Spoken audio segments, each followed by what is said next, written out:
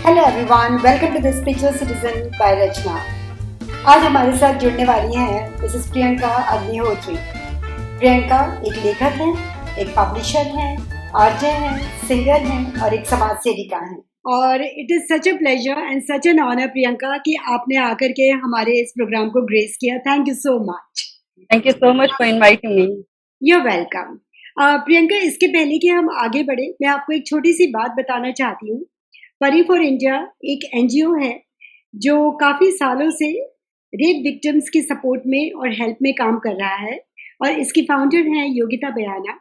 और अभी हम लोगों ने एक नया विंग स्टार्ट किया है और वो है डोमेस्टिक वायलेंस विंग।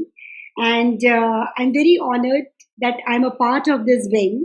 और उसी से रिलेटेड आज हम कुछ बातें करने वाले हैं आपसे। तो प्रियंका, मेरा आपसे ये सवाल रहेगा कि जहाँ तक घरेलू हिंसा या डोमेस्टिक वायलेंस की बात है, वो सिर्फ मार पिटाई नहीं होती है, वो एक साइकोलॉजिकल ट्रॉमा भी हो सकता है जो अलग अलग तरह से दिया जाता है। और अगर हम देखें किसी भी स्ट्राटा ऑफ सोसाइटी के क्रॉस सेक्शन को ले, अर्बन ले, रूरल ले, एजुकेटेड ले, अनएजुकेटेड ले, हर जगह ये एक साइलेंट तरीके से ये काम चल रहा है घरेलू हिंसा का। तो आपका क्या सोचना है, विशेषकर एजुकेटेड फैमिलीज में और एजुकेटेड विमेन के साथ ये कैसे ये एक साइलेंट अब्यूज चलता रहता है? ये आपको क्या लगता है, इसका क्या कारण हो सकता है? सबसे पहले तो मैं आप सभी को, आपकी पूरी टीम को बहुत बहुत बधाई देना चाहूंगी, क्योंकि आप लोगों ने इतना अच्छा विषय लेकर के आप आए हैं। ये जो घरेलू हिंसा, डोमेस्टिक वायलेंस है, सचमुच एक बहुत बड़ी समस्या है हमारे समाज की। And I believe every section of our society is going through it. हर एक स्टेटस के लोगों के साथ ये होता है, और महिलाएं हमेशा ऐसा अमूमन मैंने देखा है कि चुप ही रहती हैं इसके बारे में, वो ज्यादा वोकल नहीं होती हैं। मुझे लगता है इसकी मुझे बेसिकली 4 बड़ी वजह समझ में आती हैं। पहला तो ये कि जैसा हम सभी जानते हैं कि महिलाएं थोड़ी भावुक होती हैं और वो रिश्तों को निभा के चलने में यकीन रखती हैं, तो उनकी ये कोशिश होती है कि एट एनी कॉस्ट जहां तक हो सके हम रिश्ते निभा लें और हम अपने परिवार की इज्जत को, अपने परिवार की साख को समाज में बचाकर, बनाकर, संवार कर चल सके। तो वो एक तरह का पर्दा डालकर रखती हैं और वो सहती चली जाती हैं। और ये बात भी बिल्कुल सच है कि बहुत से लोगों को ये अवेयरनेस ही नहीं, मैं महिलाओं की बात कर रही हूँ यहाँ पर, पुरुषों को भी नहीं है, लेकिन हम लोग महिलाओं को फोकस करके चलते हैं यहाँ इस टॉपिक में। महिलाओं को ये पता ही नहीं है कि डोमेस्टिक वायलेंस का दायरा क्या है। यूजुअली उन्हें लगता है कि मार पिटाई या यही चीजें डोमेस्टिक वायलेंस होती हैं, फिजिकल अब्यूज ही डोमेस्टिक वायलेंस होता है, पर ऐसा नहीं है। जैसा आपने कहा, साइकोलॉजिकली भी होता है या अन्य तरीकों से भी होता है। अगर आप किसी को भावनात्मक रूप से तोड़ते हैं तो वो भी एक तरह से घरेलू हिंसा के ही अंतर्गत आता है, जिसको लोग समझते नहीं है, उन्हें अवेयरनेस ही नहीं होती है। तो पहली तो वजह मुझे एक भावनात्मक समझ में आती है महिलाओं की। दूसरी एक बहुत बड़ी वजह होती है हमारे समाज में लड़कियों की, अमूमन ऐसा देखा गया है कि जल्दी शादी कर दी जाती है और शादी के बाद बाय डिफॉल्ट उनको घर गृहस्थी और किचन वगैरह मिल जाता है। बच्चे पालना, घर संभालना, ये उनकी ड्यूटी बाय डिफॉल्ट एक ऐसा है, हमारे समाज की ऐसी संरचना है कि उन्हें यही मिलता है। पुरुषों को बाय डिफॉल्ट वो टॉपर हो ना हो, वो क्लास के फेलियर स्टूडेंट हो, उन्हें करियर मिल ही जाता है। पर महिलाएं जो लड़कियां होती हैं वो टॉपर भी होती हैं, फिर भी उन्हें बाय डिफॉल्ट घर गृहस्थी मिलती है। तो वो आर्थिक रूप से बहुत मजबूत नहीं होती हैं। आमतौर पर घरों में जो महिलाएं हैं वो, क्योंकि शुरुआती जो दौर होता है उनकी शादी का, वो घर वालों की सेवा करने में, फिर बच्चे हो जाते हैं, बच्चों की परवरिश करने में खुद को एंगेज रखती हैं, तो वो आर्थिक रूप से बहुत स्वतंत्र नहीं हो पाती हैं। तो यदि वो चाहे भी, बच्चे हो जाते हैं, वो ना खुद की जिम्मेदारी उठाने लायक होती हैं, ना अपने बच्चों की। इस वजह से भी मुझे लगता है कि महिलाएं चुप रहती हैं एजुकेटेड होने के बावजूद। तीसरी एक मुझे जो बड़ी वजह समझ में आती है वो ये कि कहीं न कहीं संस्कारों की जो बेड़ी है वो महिलाओं के पैरों में होती है। पुरुषों को कम होता है संस्कारों का सरोकार, महिलाओं को ज्यादा होता है। माता-पिता अपनी बेटियों को बचपन से, एक तो यही अपब्रिंगिंग ही ऐसे माहौल में होती है कि हमें पता होता है महिलाएं दोयम दर्जे की कैंडिडेट होती हैं परिवारों में। हमने ऐसा ही देखा होता है सभी ने अपने घरों में कि पिता का वर्चस्व होता है। तो कहीं न कहीं एक ये भी एक वजह होती है कि उन्हें मायके से भी समर्थन नहीं मिल पाता।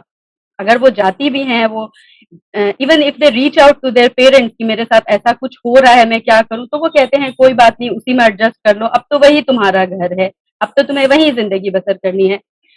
तो मुझे लगता है समर्थन का अभाव परिवार की तरफ से और मायके क्यों ससुराल की तरफ से भी आपको, मुझे लगता है एक औरत होने के नाते मदर इन लॉ को आगे आना चाहिए। अगर उनकी बहू के साथ इस तरीके का कुछ हो रहा है तो उन्हें आगे आना चाहिए। जो जिठानी होती है, ननद होती है, ससुराल के भी जो रिश्तेदार होते हैं, महिलाएं होती हैं, पर कहीं से उन्हें समर्थन मिलता हुआ मुझे नजर नहीं आता। तो एक बड़ी वजह ये भी होती है कि महिलाएं ही महिलाओं के लिए आगे नहीं बढ़ती, इसलिए महिलाएं अकेली पड़ जाती हैं। इस वजह से भी उनके अंदर हिम्मत नहीं होती कि वो दे आर नॉट, वो इतनी करेजियस नहीं होती है to step out of their wedding. इसलिए भी एक बड़ा मुझे एक वजह मुझे नजर आती है। और चौथी एक चीज होती है कि महिलाएं कहीं ना कहीं खुद को डिग्निफाइड हमेशा पोर्ट्रे करके रखना चाहती हैं समाज की नजर में। तो हमारे समाज में एक ऐसी एक धारणा बनी हुई है कि जिन महिलाओं को छोड़ दिया गया है या जो सेपरेट हो गई हैं या जो अलग हो गई हैं, उनके लिए ना लोग थोड़े जजमेंटल हो जाते हैं। होना नहीं चाहिए, थोड़ा अंडरस्टैंडिंग होना चाहिए। कोई भी अपनी खुशी से तो बाहर नहीं आ जाता अपनी शादी की, जरूर कोई बहुत बड़ी मजबूरी होगी तभी किसी ने ऐसा कोई कदम उठाया है। लेकिन हम इतने खुले विचारों के नहीं बन पाते एक समाज होने के नाते। तो मुझे लगता है ये एक बहुत बड़ी वजह है कि महिलाएं इस जजमेंटल कैटेगरी के लोगों से जज ना हो। इस वजह से भी वो मुझे लगता है एक आड़ लेकर के एक परिवार की और उसी में रह जाती हैं। और मैंने तो बहुत बार बहुत महिलाओं के मुंह से ये सुना है कि घर के भीतर स्थिति कैसी भी हो, लेकिन बाहर जब आप पति का नाम लेकर के घूमते हैं तो आपको सम्मान मिल जाता है, भले आप घर भीतर आकर के जूते भी खाते हो। तो ये इस तरीके की जो बातें हैं, मुझे लगता है ये बड़ा रीजन बनती हैं। और इसी वजह से खास करके एजुकेटेड और जो स्टेटस वाली औरतें हैं वो भी इससे कहीं ना कहीं गुजरती जरूर है। प्रियंका, आपकी बातों ने मुझे थोड़ा-सा इमोशनल भी कर दिया, क्योंकि आपकी हर बात में बहुत ज़्यादा सच्चाई है और मैं ये समझ पाई हूँ कि अ, कई बार समाज भी उनको चुप कराता है और अब वक़्त आ गया है कि बिल्कुल। उस चुप्पी को तोड़ें और एक एग्ज़ाम्पल बनें दुनिया के लिए, बाकी लेडीज़ के लिए बिल्कुल। और बिल्कुल। और अपने हक के लिए लड़ना सीखें और बिल्कुल, मुझे लगता है कहीं न कहीं अनुभव से ही ये बातें आती हैं। चूँकि मैं भी बहुत सारी महिलाओं से मिलती रहती हूँ अपने एनजीओ के अंतर्गत, तो मैं देखती हूँ कि महिलाओं की समस्याएँ इस इन्हीं चीज़ों के इर्द-गिर्द घूमती रहती हैं और वो बेबस फ़ील करती हैं, लेकिन वो उसके लिए कुछ कर नहीं पाती। साथ ही मैं ज़रूर यहाँ पर 2 लाइनें कहना चाहूँगी जो मैं हमेशा हर एक मंच पे कहती हूँ, इरशाद नारी ही नारी की शक्ति, नारी ही नारी की शक्ति, नारी को नारी से आस। हम सभी महिलाओं को एक-दूसरे से आस होती है।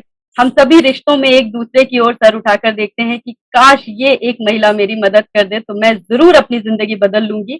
तो वहां पर हम सभी को एक महिला होने के नाते एक महिला के लिए फर्मली स्ट्रांगली खड़े होना चाहिए, चाहे वो किसी भी रिश्ते के रूप में हो, चाहे वो बहन हो, एक दोस्त हो, या वो कोई कलीग हो, या वो घर में मायके की कोई रिश्तेदार हो, या ससुराल की कोई रिश्तेदार हो, चाहे वो सास ननद ही क्यों ना हो। जरूर एक दूसरे का साथ दें। तो मुझे लगता है इस पुरुष प्रधान समाज में यदि महिलाएं महिलाओं के लिए आगे आएंगी तो हम इस समाज को जरूर बदल सकते हैं और महिलाओं की स्थिति दिन ब दिन बेहतर हो जाएगी। थैंक यू प्रियंका, आपने जो भी कुछ बोला है, हर शब्द मुझे लगता है एक हीरे की तरह है और थैंक बिल्कुल यू सो मच। सटीक बात बोली है आपने। So much for having me here and giving me this opportunity कि मैं अपने विचार यहाँ सबके सामने रख सकूं। यदि मेरी इस सोच से समाज में थोड़ा भी बदलाव आता है तो मुझे लगेगा कि मेरा जीवन सफल हुआ है। और मैं बहुत बहुत बधाई प्रेषित करती हूँ, मैं अपनी ओर से और सभी महिलाओं की ओर से, परी फॉर इंडिया को, योगिता बयाना जी को, रचना शुक्ला जी को। Keep up the good work. आप यूं ही आगे बढ़ते रहें, हौसला बांटते रहें, महिलाओं को ऊर्जावान और हौसले वाला बनाते रहें।